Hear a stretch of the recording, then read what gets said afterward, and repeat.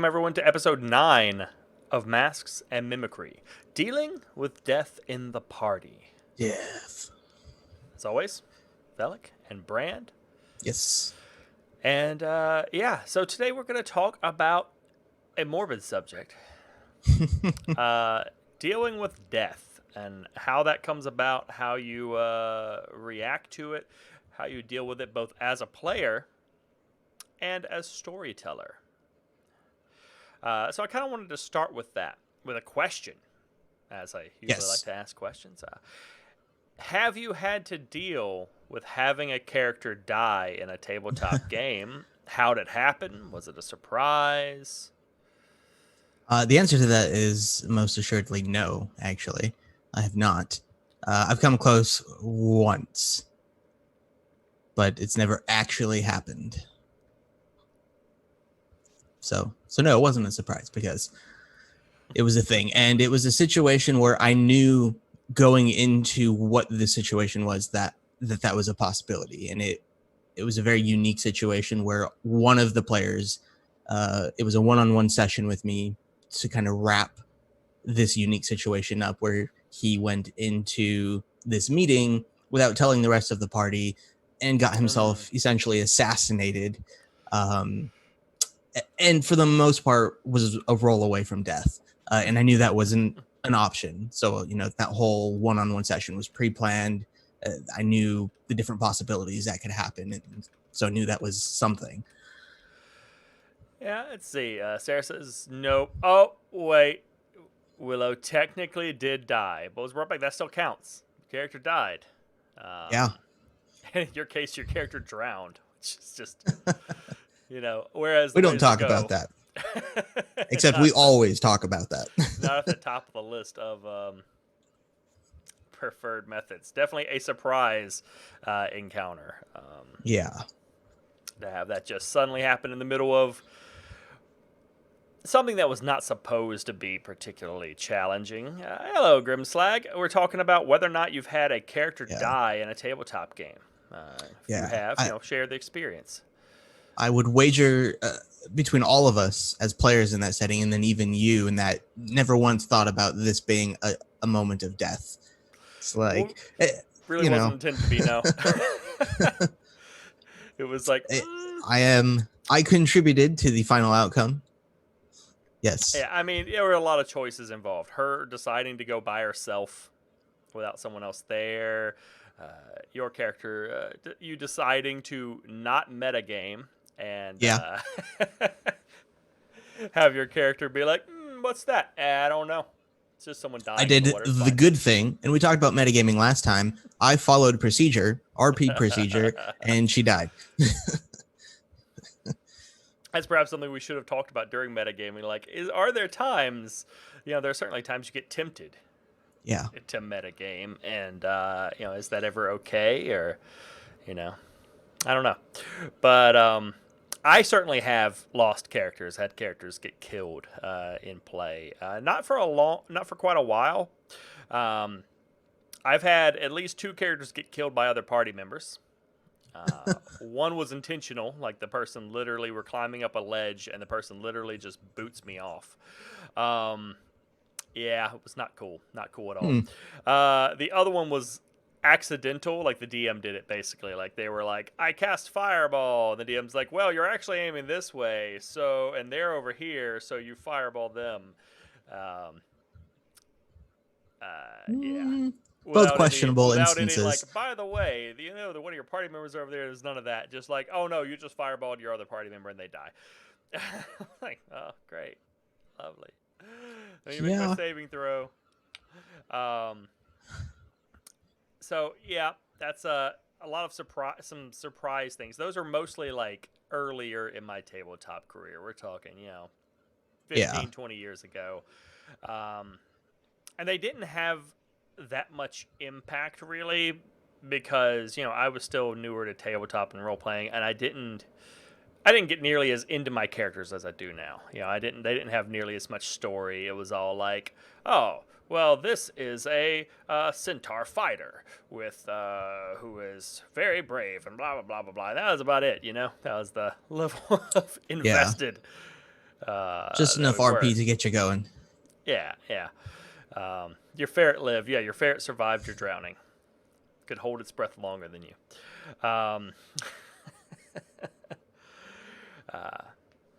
So, one of the things that I think that those deaths didn't matter as much for me because I wasn't as invested in the character. But and so for some people, that's how they play the game. All the time. They don't really make characters with as much story and stuff involved, and get attached to them. But a lot of us do. We get kind of invested in our characters, spend a lot of time on them. Sure. And one of the things I think's interesting about character death for a character you are invested in is it's almost exciting. Like you don't want it to happen, but in a certain way it can be an exciting element because it's almost like the culmination of your character story. I mean, it is. There it is. It's over. It's not necessarily the desired outcome, but of course not. It is a new chapter of sorts. That and I just love making characters, so that's a problem. Who doesn't? But yeah, no, I feel the same way. I embrace it. I'm kind of a mixture of I get involved and super into my character, but I embrace the concept of that he may not be there one day. And I totally use it for if he manages to survive it as influence for more story on him, or if he dies, that's just it. I had a lot of fun and I will go from there and see what else I can do. Yeah, as Grimslag said, if your GM has had a bad week, may suffer for it in some cases. I generally try to avoid that as much as I can. I don't want to bring over my mood into things. Yeah. I try to very much not run things by my personal mood at the time. That's not to say, like, my feeling on things or mood may not affect how I plan stuff. Like, literally, I'm going, some of my content's been too easy. Let's dial it up. Yeah. Let's add some challenge here. I'm getting irritated. They're killing all my stuff. Let's ramp this up some. And that can have consequences too. If we go like, oop, too high, sure, too high. Unintentional ones, at least. Yeah. Pass me your character sheet. Yeah, I feel at least for me in prepping D&D and running it, like that's my fun day of the week. Like I go to work Monday through Friday. I think about it all, and it's like that's my escape from realities. I don't want to kill anyone intentionally. I want to make it challenging, and I'm never purposely going to be like, I had such a horrible week. You're all dying, or one of you I'm hoping to kill because whatever, No, I want that to be my fun day, and that's certainly not going to be fun if you start intentionally adding these moments. Yeah, my goal is generally, to write a story. It's a collaborative story with people. Whether you're playing or you're the storyteller, even though you're the storyteller, you're still, the players determine as much, if not more, of the story than you do. You're often just reacting to whatever they're doing, and so, I want to build a story with them. And so in that vein of that question of that topic, how do you want your character to die? Like, if it's gonna happen, if it has to happen, or it's just gonna happen anyway, how do you want your character to die? I want it to be as much like your specific character right now, just in general. Yeah. Even for my specific character right now, I want it to be as much in my control as possible. I want my choices, whether it was one choice or a few choices that led to that moment, to be the cause of it, and to know that it wasn't just some arbitrary luck roll or something. Like, I want my choices to have meant that I did something that either A, helped everyone else at my own sacrifice, or just that I ended up there because of what I did. Yeah, I think the worst, not as necessarily a bad thing in and of itself, just the worst way for a character to die is when it's accidental. Yeah. When the DM didn't intend for it. When this, it's just the bad luck of the dice. Like we were talking about earlier with Sarah's example of their character drowning. It's like, it was not intended. That was not really intended as a point that would be life-threatening. It was just a challenge to overcome, but the way that the everything fell into place, it was like, I mean, I can only give you so many chances, and you keep rolling badly. Yeah, and those are the worst because it usually involves other people's choices too. It's not just your own bad luck; it's the bad luck of other people around you as well, all culminating into this one final. Oh man. Yeah, because like at the same time, I want to be honest as a DM as well. I don't want to go in and be like, oh, I really don't want someone to die here, so I'm just going to completely make it up and be like, no, you swim out, you're fine. Otherwise, there's no challenge. But it's like, this really isn't intended to be like a that critical of a thing, and then it happens, and you're just like, well, you did. Yeah. You did. This is not what I wanted to be a dramatic moment, but you did. And that's kind of how I feel about it. Like Grimslag said, sacrificing yourself for the rest of the party. If my character is gonna die, I want it to be impactful. I want it to be impactful to the rest of the players. I want them to care that my character is dying or dead. When I go down to 0 hit points and I'm unconscious on the ground or whatever the case may be, depending on the game we're playing, I want people to care. That's nice. Ideally. Instead of them just being like, whatever, he's got 3 saves, I firebolt them. Yeah, it's nice if they're like, oh no, let me go help them before they die. Yeah, 3 saves can easily turn into 1 save 1 turn later. And we've been there a couple times. Yeah, yes, I have. You have. Rohan's gotten a little close. And those saves can drop down real quick, D&D wise. But to have impact on the players, to preferably have some sort of importance to the story. To die doing something that matters instead of dying swimming in the stream. Even if the end result, I would say, isn't an immediate victory or an immediate success, to have impacted like the tonal shift if you're fighting of that fight, like to suddenly maybe like be maybe equal or against heavier odds and going down, by fireballing yourself, let's say, like as Rohan has been known to do once. But in that instance, taking yourself out as well as a number of the other people and completely changing the mechanical, action economy for the fight could really just change that whole shift of flow of the battle. It's like Sarah said, it's about emotion and drama. At the very least, shifting the tone of the fight. Everyone's kind of going into it. There's a little tension, but they're excited. Then all of a sudden you go down, and the context of the fight changes. It suddenly becomes a little bit more desperate as people realize, like, oh crap, this is happening. I mean, just going down alone averts someone in your party's attention, usually to you for that turn, and hopefully, assuming they like you, and it certainly reorients your thinking for a couple of turns. Absolutely. And I think just, trying to achieve something. Like I said, the worst case is where the death is just doesn't serve a point. And kind of to that, I wasn't going to get into this yet, into the storyteller perspective yet, but let's dip into it a little bit with what about the storyteller averting death?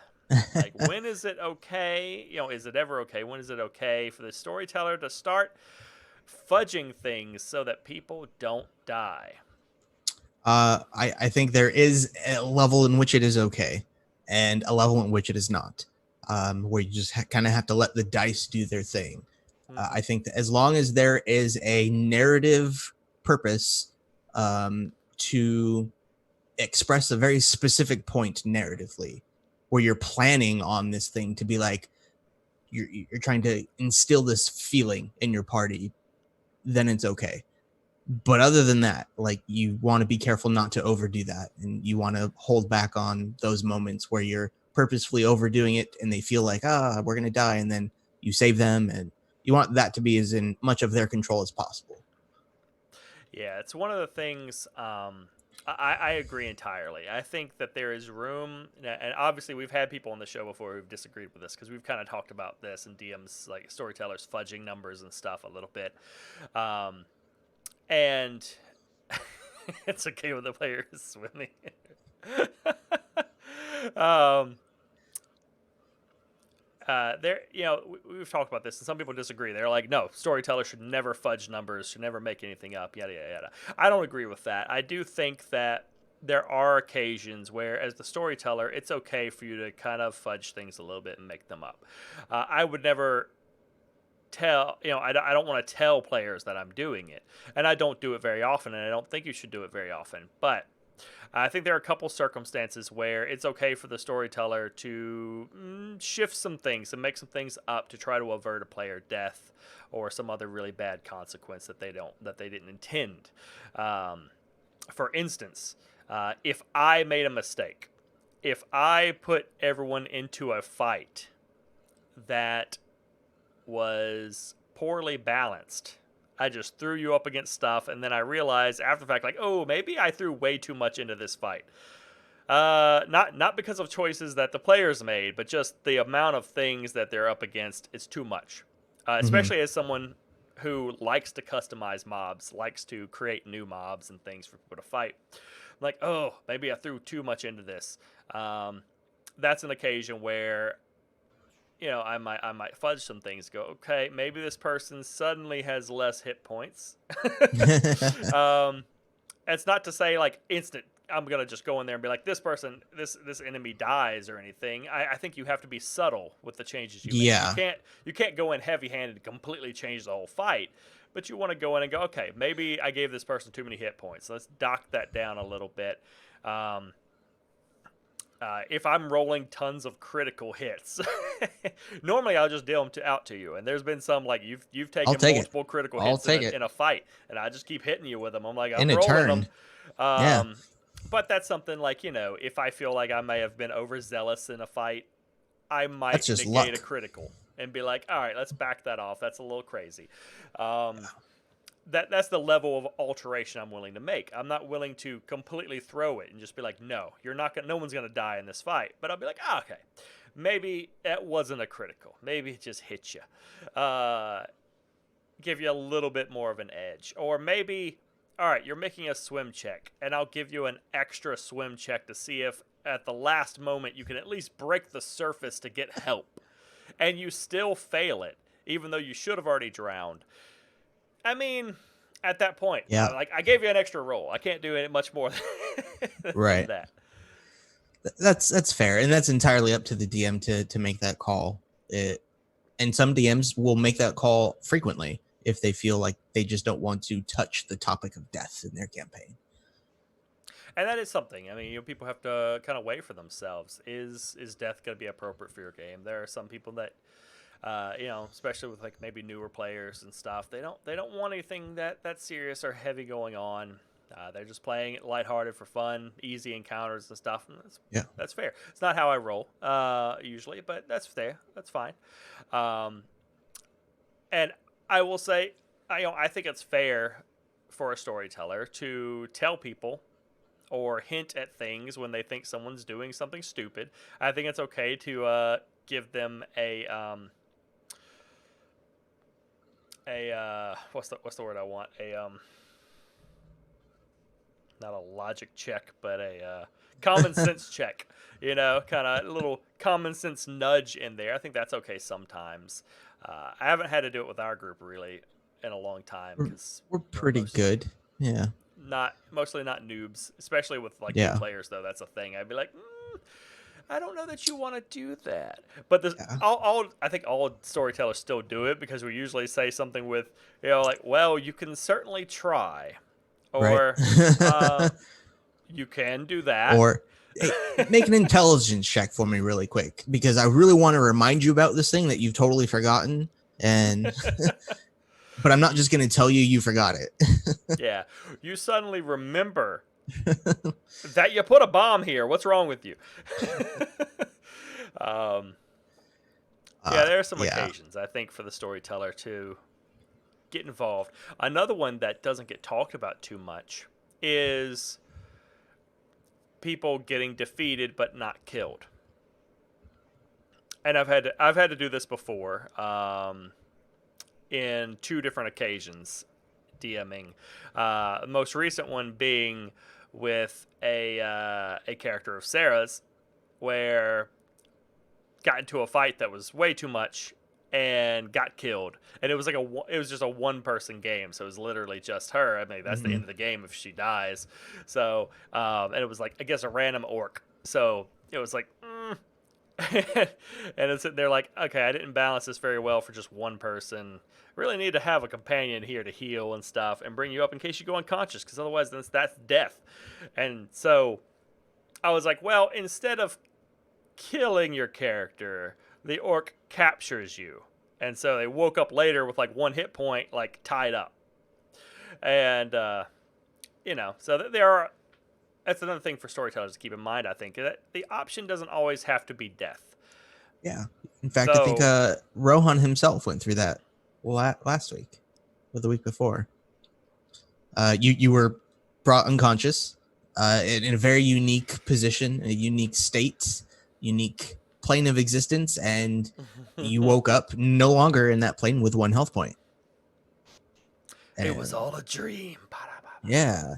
And in the same vein as the group themselves kind of went through a narrative moment of potentially taking devastating damage, and me, the DM, throwing in a not quite story narrative block to that. Yeah. To kind of progress things, but also to instill like the beginning of a tonal shift in, like, we're kind of getting into the main quest now. Like, here's a way to like bring some of this information together to really start to import some of that severity to you guys, but more informational.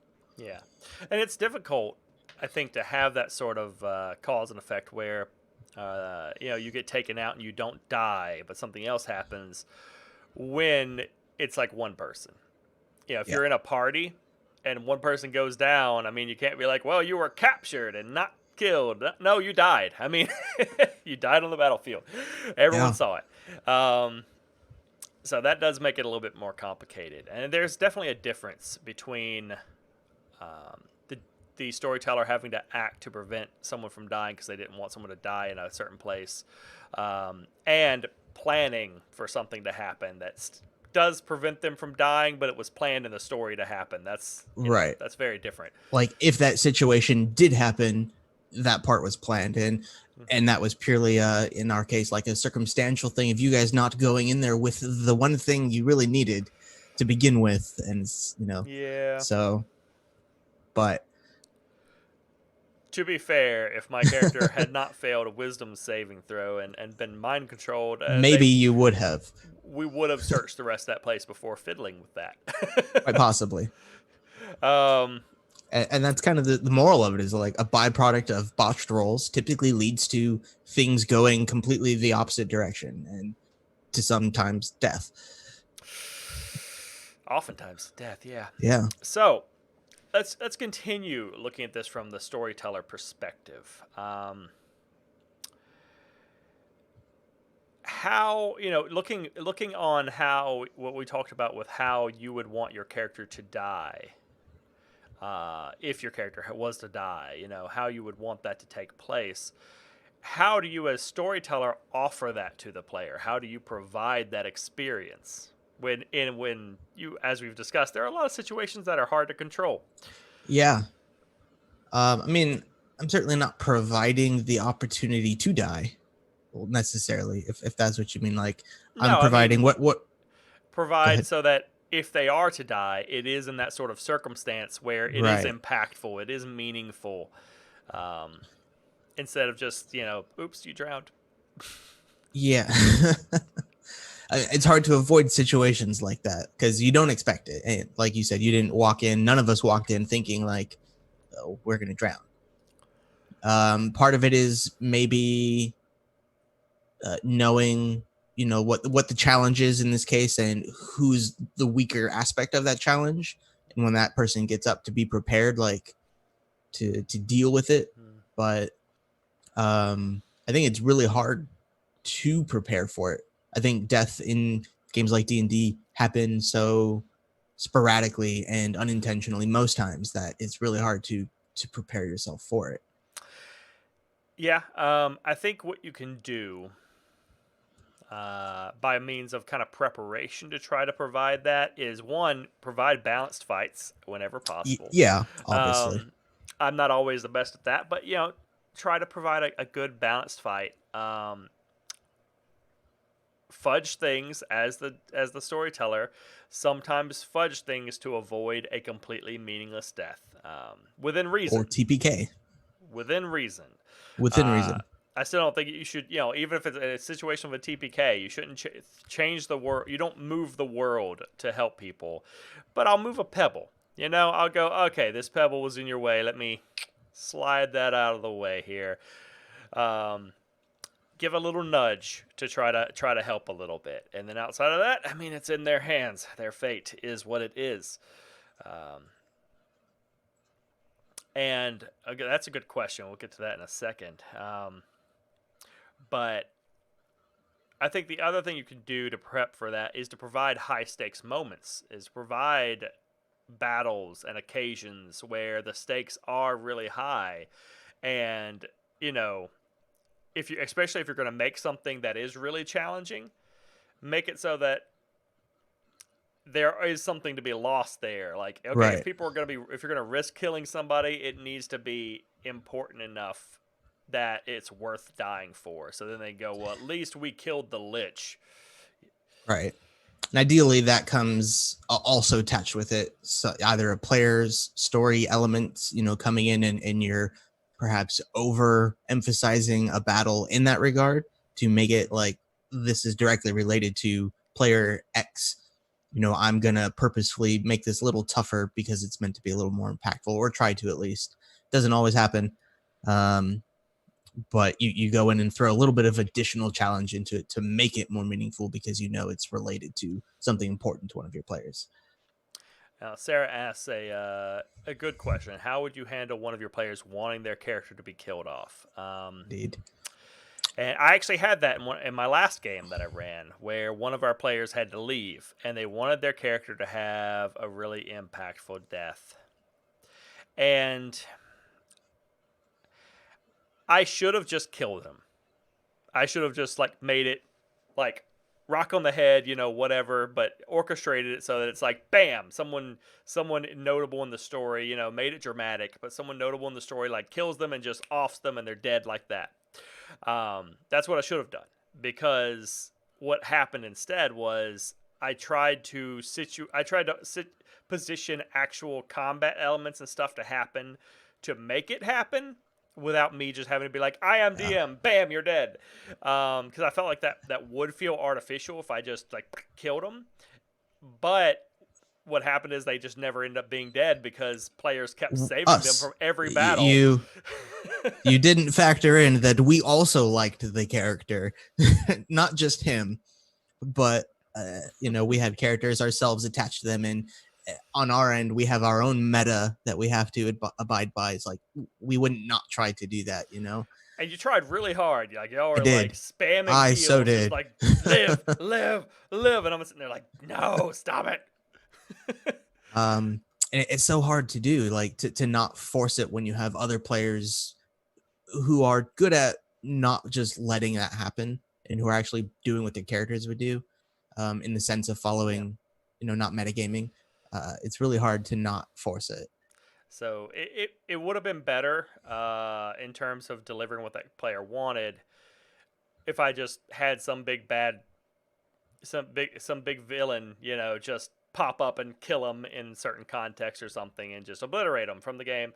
Now, in this case, it actually worked out that I didn't, because the player was able to come back. He came back. But still. Yeah. Yeah, so how would you deal with that if somebody wants their character killed off?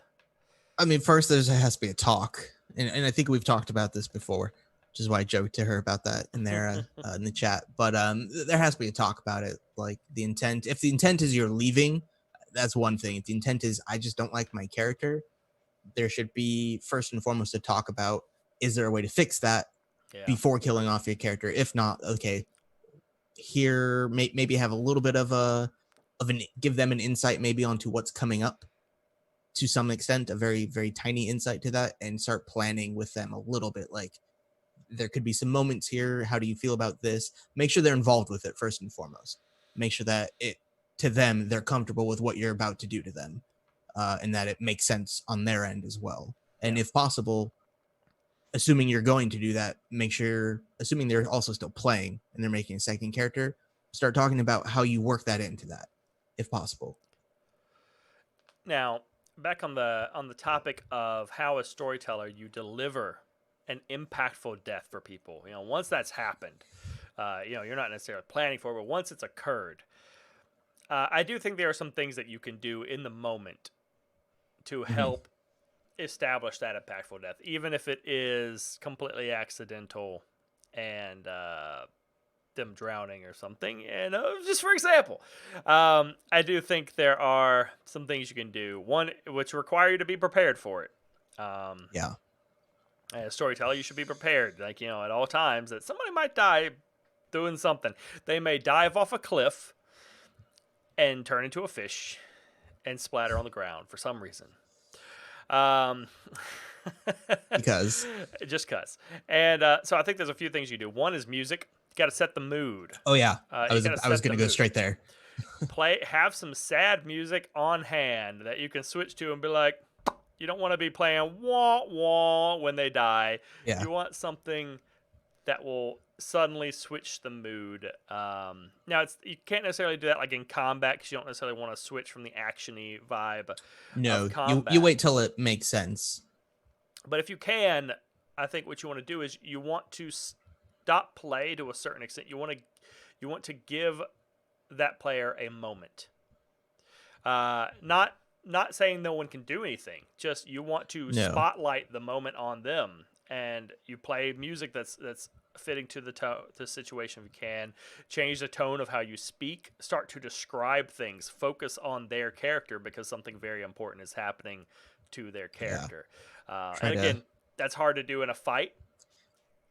But especially like if someone is dead and like dead at the end of a fight, that's the point where as soon as that fight's over, you're like, spotlight on them. And trying to drive even the party's reaction to the character. If the party's still talking and still being social, if it's about that character who's now laying there spread eagle on the floor, it's still focusing on that character.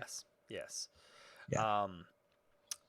And I think one thing that we've been discussing very recently, as of today, is if someone goes down, I've always liked the idea of them potentially having a final action before they die. Yeah. And we were talking about that today because I kind of pitched an idea for a house rule for my D&D game, where in D&D 5e, if you hit 0 hit points, you go unconscious. You don't do anything. It works real well. But I've always liked this idea that if your character dies, it would be cool if you're in the middle of a fight to get to do something. You get to be like, last ditch arrow shot, or curse you, and then you fall down and die or something. And it doesn't make sense to do that if you're unconscious. Like, it's just, okay. You suddenly get a spurt of energy and you could do something for like 1 second while you're laying there. You're suddenly not unconscious. Go do it. That just felt dumb. So I proposed, how about, instead of being unconscious, you're debilitated, you are on the ground, for all effects and purposes, you are unconscious. Right. But you may say 1 or 2 words in a turn, or attempt to do some minor action. Like you might be able to crawl 5 feet or something. So you're still conscious. You're just basically laying there. You can't really move at all. You're just like, and you're like crawling across the floor. Avenge me. Yeah. Avenge me. And then if you were to die, then it's perfectly set up to be able to go, like, you can feel it. This is it. You can perhaps muster the strength for 1 more action and let them do something. So, right. And as we talked about it in Discord, we've seen it watching, Critical Role. One of the characters there was technically unconscious up to that point, and then the DM gave the character the opportunity to describe what are your last words, basically bringing him back up from unconsciousness for that moment, rather than it already kind of being there for him to do. But still, the moment was impactful to the group when it happened. So it's a nice gesture. Yeah, because then even in like a fight that or something that's not meant to be that pinnacle, where you're like, no one's gonna die in this, you give them a chance to at least leave some kind of a mark, to give some parting words, Yeah. or to just look at the rest of the party members and go, "I hate you guys." Why didn't you dodge? Let's see. Grimslag moved away from a weekend basement D&D group, retired Grim's life to his tavern, and make appearances. Back in town visiting. Yeah, that's cool. Yeah, you don't have to kill your beloved character if you want to stop playing them. You can always retire them, and that's easier, honestly, for the storyteller a lot of times. Come up with a reason for them to leave. Way easier than finding out an excuse to just murder them. Yeah, actually, no, I have had to do that. To an extent, like there was when we were playing Werewolf, one of the players after 2 months or whatever was like, I might be busy, can't play for a few weeks, and it's like, are you coming back? No response. Yeah. Okay, well, I'm gonna have your character disappear just in case you do come back. And then eventually was like, yeah, no. I completely shifted the story at that point, but I left it open-ended enough for like, if in a couple weeks he came back, I could work around it. And then it just changed once I realized, no, he's not coming back. Well, that's the worst, because they basically ghosted you for a while, instead of just being like, yeah, get rid of me or something. Just like, poof. And you're like, okay. Figure out how to deal with that, yeah. But yeah, it's way easier just to make someone leave. I can come up with a BS reason for somebody to leave, easy. Yeah, and a lot of times the player may just stop liking what they're doing. Maybe they thought the idea was cool at the beginning, at the concept creation, and then it just didn't turn out the way they were hoping. And you work with them on that. It's like, okay, yeah, I want to make a new character. Maybe we don't have to kill this character. What can we do? What's out there in the world in your story? How can we set that up? And then if I feel like maybe ever going back, it's there for you to do that. Yeah, like, not to drop another Critical Role reference, but Scanlan. I mean, right? Character just leaves. Reasoning wasn't sound, but character gets super moody and fussy at people and leaves the group, just abandons them, and then you bring in another character like the very next session, and you leave without confirming. Fine, you become a villain. I mean, that is kind of what happened. That's what I did. That is kind of what happened. We're diving in deep here. So, what about resurrection? Do you think that resurrection, like player resurrection in games that have resurrection, players resurrecting someone who died, do you think that impacts the seriousness of death as a risk in the game? Yes, I do. I think it can, certainly, especially if you're going just the regular rules of D&D. D&D's rules on it, in particular, take away all feeling of seriousness to it, I think. It just happens. You're resurrected for the most part if you are at that point where you can do it. I think it's okay to allow it, especially if you're just playing by the rules. We use in our group a variant or the same one, in fact, as the Critical Role group uses, Matt Mercer's variant on resurrection. Very similar, but it adds a little bit of a challenge to it that could mean it doesn't happen, which I kind of like that. Like, there's that chance, a meaningfulness of it that makes you start to actually think about what you're doing, perhaps. Like, if you know that there's still a small chance that you still can't be resurrected, you might choose not to do that thing. I agree. I do feel like resurrection does kind of minimize the risk of death at a certain point. Once you've reached a level where you can get resurrection and get access to it, it's like, oh, well, I mean, they'll just res me. Sure, it costs 1,000 gold or whatever, but meh. Right. And that I don't like that. And the first time I ever saw an idea for a different option in D&D was in Critical Role. And I really like the idea of the skill challenge as a part of the resurrection where it's not guaranteed. Because I do feel like that retains most of the impact of the seriousness of death, because you go like, oh, they might be able to res me, but they might roll badly and I'm just dead forever. Resurrection only if someone acquired an uber rare high wish. Yeah, see, I do like to have it available, at least for certain games. You know, like D&D, it's kind of based around that. I think if I wanted to get rid of resurrection spells in D&D, I would probably change how being unconscious and how death works. I would probably build in some much more drawn-out system for how you die initially. And I haven't spent time thinking about it, but like I could see creating an alternative, like getting rid of resurrection and revivify and things, and having an alternative where, okay, you don't just roll 3 death saves and then you're dead permanently, but and having something a little bit more involved. But I wouldn't want to just take it away from like that system without making some kind of a change. Right. And Sarah brings up a good point. At least for D&D Resurrection, it's usually optional for the player. I think it's in all cases it's optional for the player. The only exception is Revivify. Revivify is not optional for the player, at least in terms of text. Of course, the storyteller can always do whatever they want, right? But but Revivify, that happens within a 1 minute. So it's literally like they fell, they've bled out. You run over, go res, and then they're back. So yeah. That's true.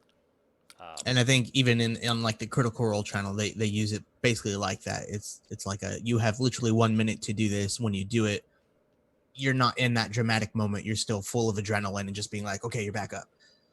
Yeah, and I want to say I actually looked that up, and that is the the official commentary from I forgot his name now. Who? The D&D dev who does all the commentary and rules clarification on Twitter. Jeremy Crawford. Thank you. Yes. I'm terrible with names.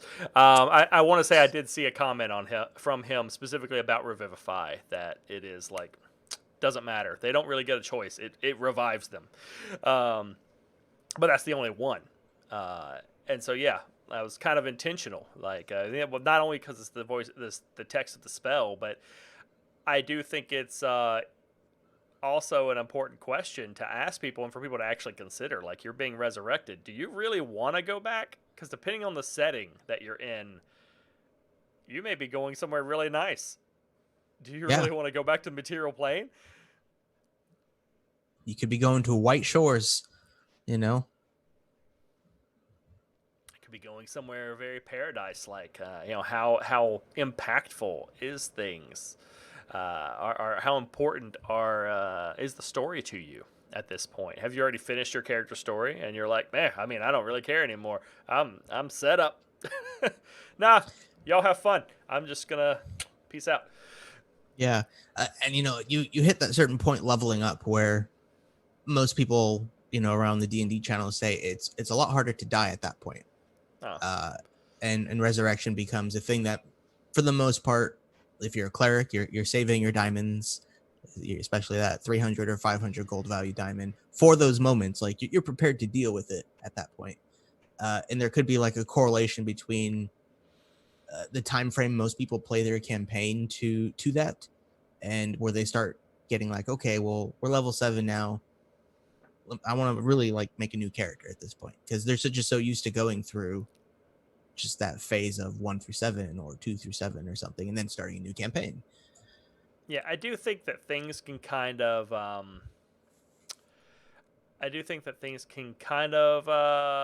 reverse and flip around in that particular regard. Like, there is a as for D&D anyway, at low level, you're very vulnerable to death.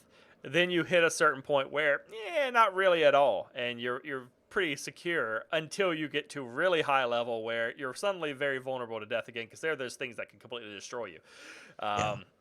You can also completely destroy things.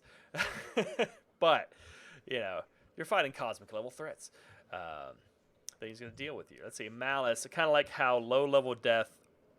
I like low level death because you can use resurrection as a great plot hook to owe someone. I agree with that too. Like, that is something like low level characters don't do very often.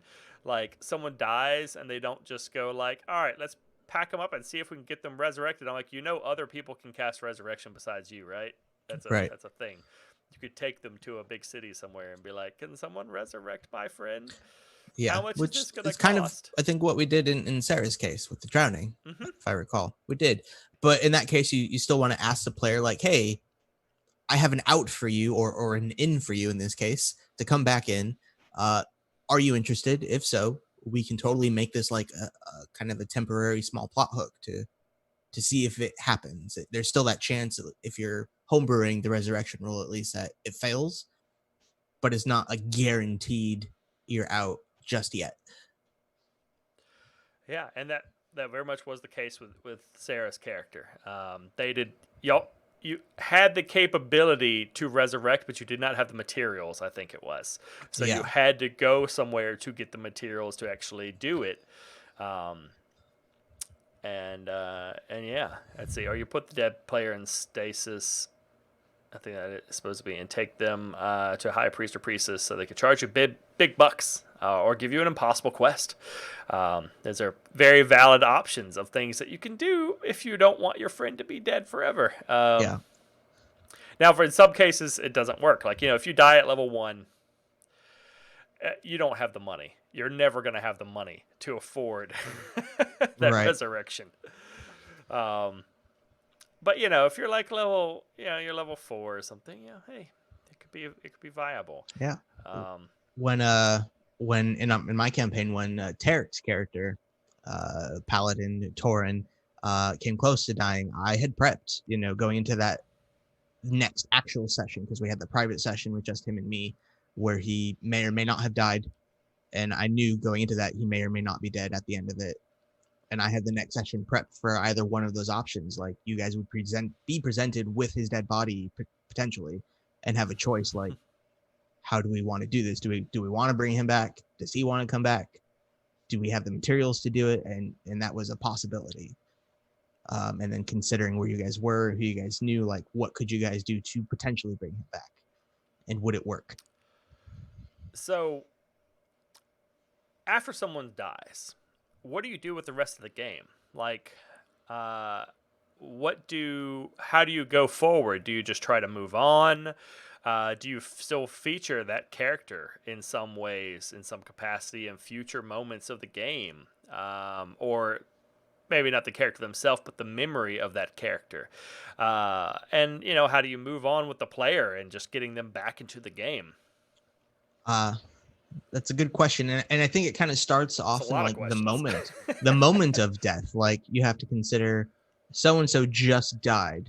At what point in your session did they die? Do you have 2 hours left? Do you have 30 minutes left?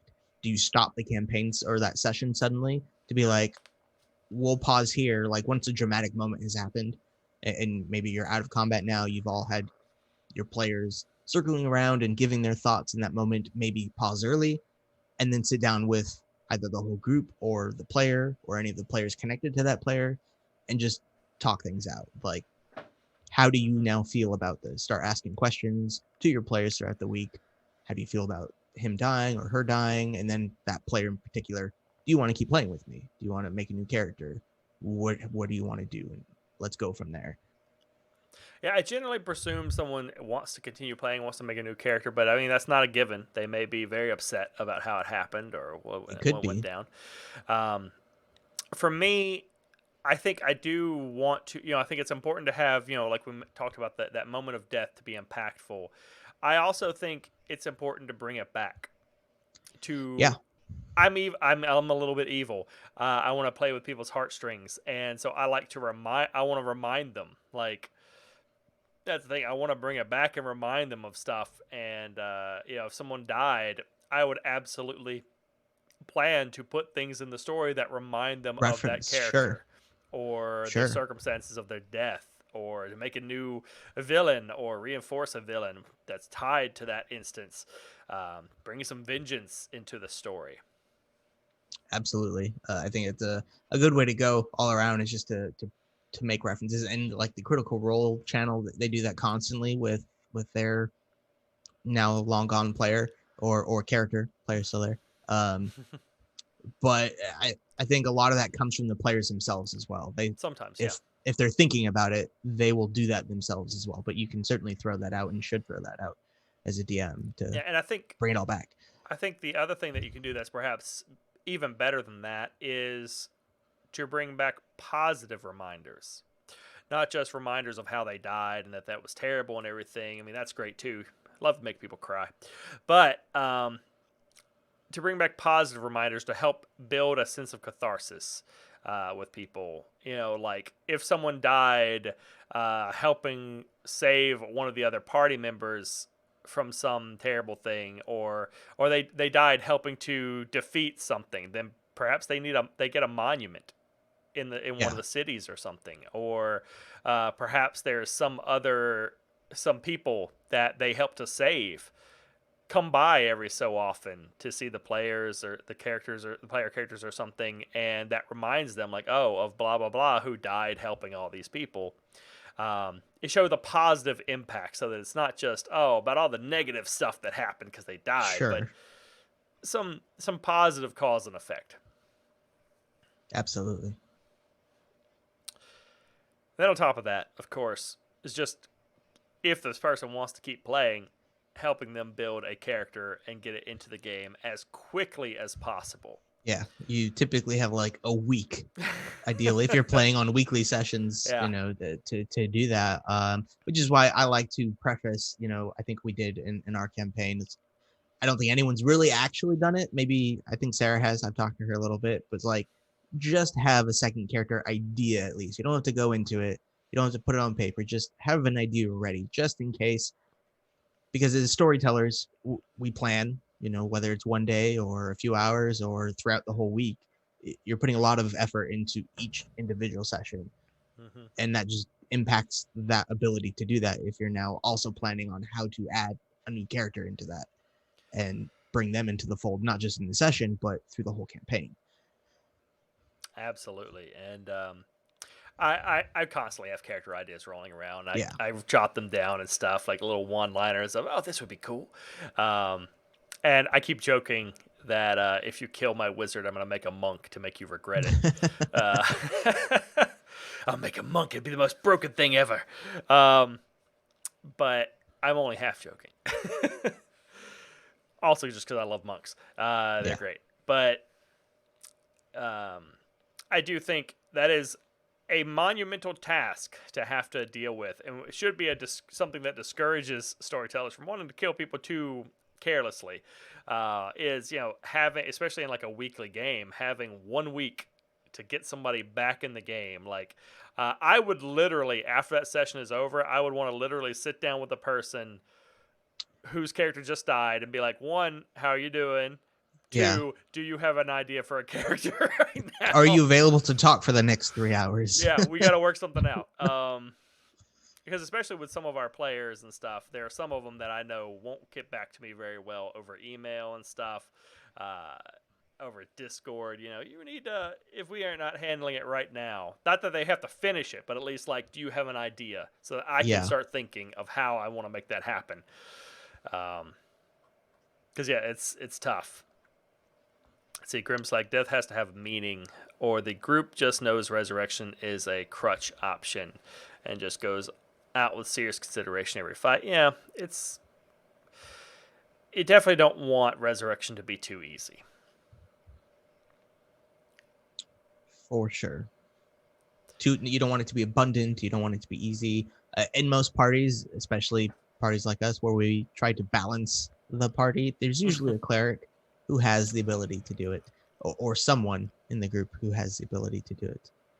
Yeah, malice, if you make it expensive, at least until the party can do it themselves, it's great with furthering the story over punishment. I think that's the thing. I do like the idea of a resurrection being, like we mentioned, like a skill challenge, having a chance to fail, so it's not a guaranteed thing.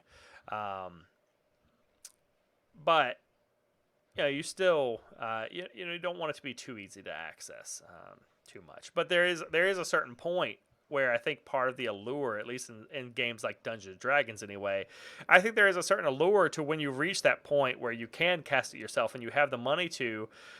That's part of the power fantasy, is being able to like, oh, I could just resurrect people. And that's where I like the idea of it not being guaranteed, because I want players to kind of have their cake and eat it too. I want them to have that and be like, I can resurrect people. I'm awesome like that. We don't have to worry too much. But then when it comes that moment where they die, I want them to be like, oh crap, what if I roll bad? Yeah. What if you roll bad? Or even in the moment of someone potentially going unconscious, you as, let's say, the cleric, with the ability to do that, with the diamond in hand, like, I can't use all my spells. I've got to save one of these to do this. And you start taking yourself out of the equation of what's actually happening a little bit because you're now holding back. People are going low. I need to save a level 3 spell slot just in case. It starts factoring into a little more tactical elements of your choices in combat. Or, you know, you have the situation like they had in at least one part of Critical Role where you have 2 people that went down and you only have 1 revivify. How are you going to deal with that? You only got 1 spell slot of the appropriate level. Malice, you bring up a very good transition to my next and last question. Consideration for other games, because game type varies. D&D is very much a game where you can resurrect. It's kind of hard to die in D&D, all things told, compared to other tabletop games. Yeah. But there are some games where death is almost inevitable in a certain way. For instance, Call of Cthulhu. Life can be pretty cheap. We've only played a little bit of that, but life can be pretty cheap. You've got characters going insane, changing all the time. Characters dying very easily, depending on the storyteller and everything. They can die very easily. Just one session, 3 characters dead. Or you can play one-shots where pretty much everyone dies except for like one person. It's very much a very death-heavy sort of game where the characters are not necessarily permanent at all.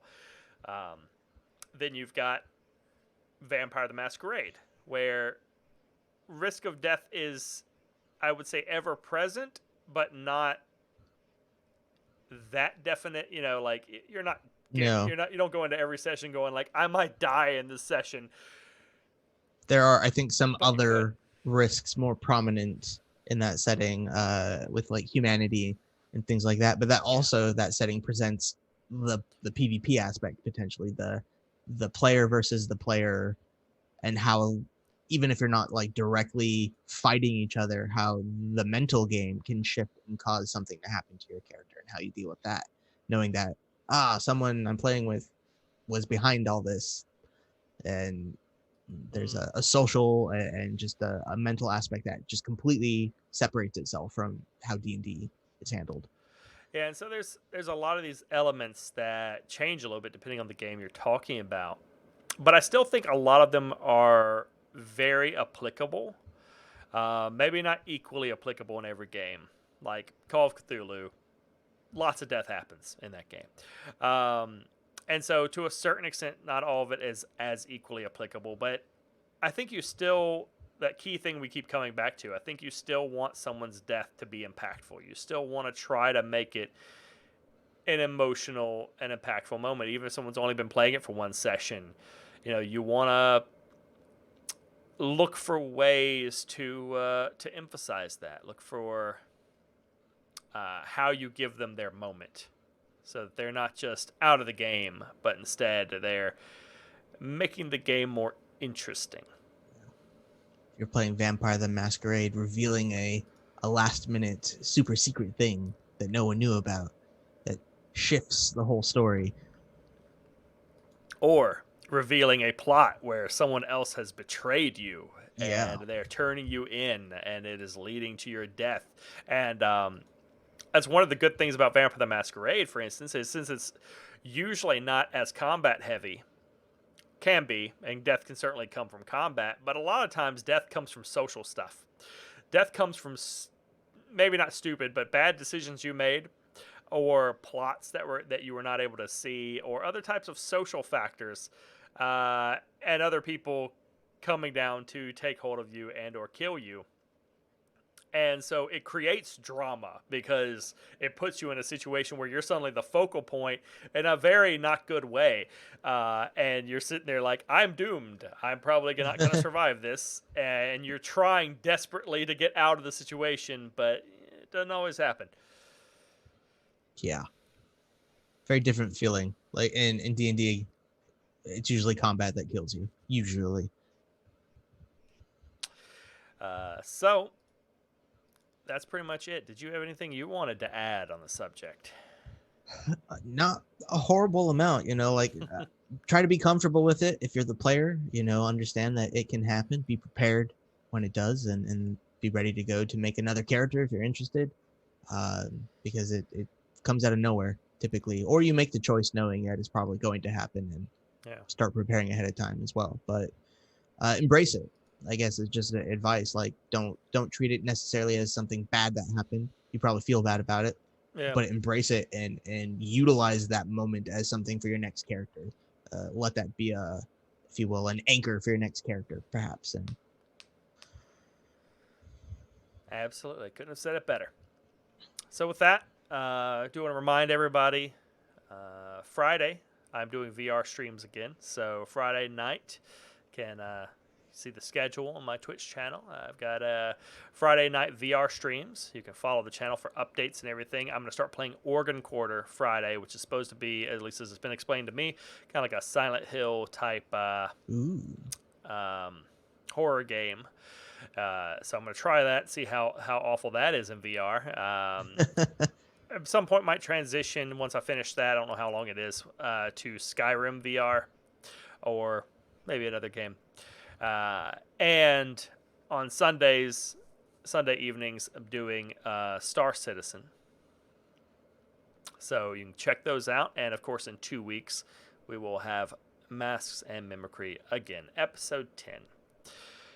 Until then, remember, if it's a corpse, it's probably not a mimic. Bye, everybody.